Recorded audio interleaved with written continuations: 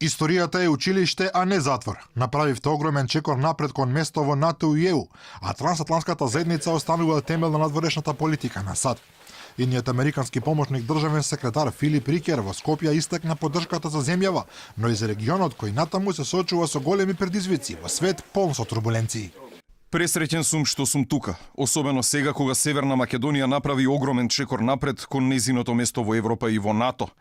Цели 27 години меѓусебната недоверба и историските несогласувања меѓу Скопје и Атина го блокираа патот напред. Од моје лично искуство, можам да ви кажам дека ова прашање е неверојатно сложено и според многумина се сметаше за нерешливо. Да се дојде до оваа точка не беше лесно, се разбира. Толку многу пати инволвираните лидери одбиваа да се откажат од процесот и продолжија. Рикер упати порака до сите земји во регионот дека се соочуваат со опасности и од геополитички, но и од внатрешен аспект. Трансатлантската заедница останува темел на надворешната политика на Соединетите држави.